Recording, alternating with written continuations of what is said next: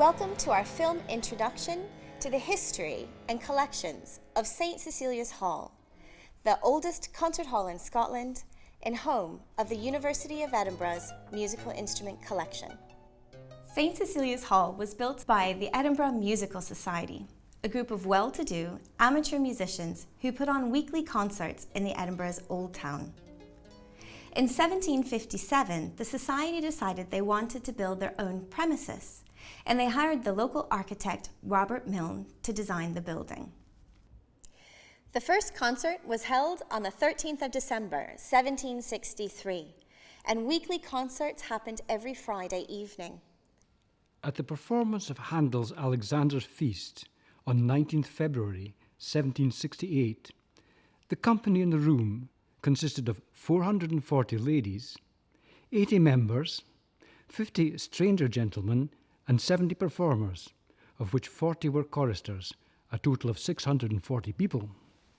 There were 4 large oratorial performances throughout the year.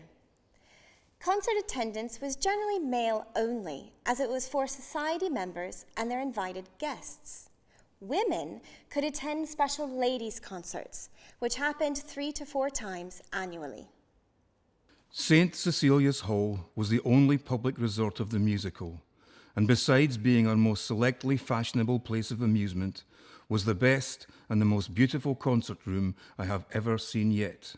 Another famous Scot who attended a concert at St. Cecilia's Hall was Robert Burns, who came as an invited guest. For many years, St. Cecilia's Hall was the place to go for musical entertainment in Enlightenment Edinburgh.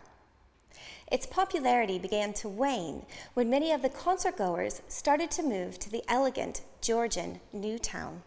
The final nail in the coffin was with the building of the South Bridge, a monumental structure which cast St. Cecilia's Hall into shadow and took away its elegant portico and entrance which once graced the front of the building. The last concert of this period was performed on the 3rd of August, 1798. In 1801, the Edinburgh Musical Society disbanded and had to sell off all of their possessions, including St. Cecilia's Hall, which was sold to the Edinburgh Baptist Church. And in 1809, St. Cecilia's Hall was sold on again, this time to the Masons. A few years later, the Masons built a 2-story extension on the Cowgate side of the building. There were shops to rent on the ground floor, and the concert room was squared off with its elliptical walls removed. Her next transformation was in 1844. St. Cecilia's Hall was sold to the Edinburgh City Town Council and became a Dr. Bell's School in 1845. Black's Picturesque Tourist of Scotland. Those interested in the instruction of the humbler ranks would do well to visit Dr. Bell's School in Niddry Street, where a very large number of children of both sexes receive the benefit of a useful education. With Dr. Bell's School being co-educational, St. Cecilia's Hall had definitely moved on since its Edinburgh Musical Society days. To satisfy the demands of a city of learning, in 1894, George Cooper and Company bookbinders set up business on the premises, and the concert hall became a storeroom for paper. But now it's time to have fun. In 1924, Miss Magdalene Cairns turned St. Cecilia's Hall into the Excelsior Ballroom. The concert room was decorated in the Art Deco style. Initially, the ballroom was used for dances for debutantes, but as swing dancing continued to become popular, the ballroom was opened up for everyone. Often, with the more characterful bars and dance halls in Edinburgh, it wouldn't be surprising to find a strong woman at the helm. And this was the case at the Excelsior, where Miss Cairns was known as a colourful character. One night we're at the Excelsior. It was off the High Street, almost under the South Bridge in the old town of Edinburgh.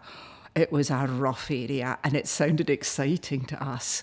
We had to stand in line. The door would open and a tough woman would appear in an evening gown and allow some folks in. A fight started at the end of the line, and the woman in the evening dress dragged me in by the coat collar and slammed the door shut on everybody, saying, "I'll let everybody else in when things have quietened down." She looked like she was ready for anything, and I swear she had pit boots on. The dance hall entertainment was to end, and Miss Cairns decided to sell. In a demonstration of her more cultured side, she announced, "I am only interested in selling St. Cecilia's Hall to an appropriate buyer who would appreciate its cultural importance." In 1958, the University of Edinburgh purchased St. Cecilia's Hall. It was the ideal location to house the Raymond Russell collection of early keyboard instruments. An extensive program of renovation and building began, and for nearly a decade there was little public access to the building.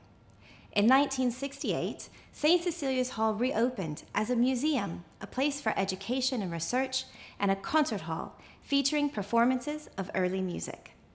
In 2017, St. Cecilia's Hall went under a major refurbishment with support from the Heritage Lottery Fund. A new entrance was built, and the building became a public museum and concert hall. In over 250 years, St. Cecilia's Hall has come full circle. Originally built as a place to appreciate music and then used for a variety of purposes, we are now focused on sharing our appreciation of music and musical instruments with you. And we plan to keep sharing our hall for at least as long as our predecessors did.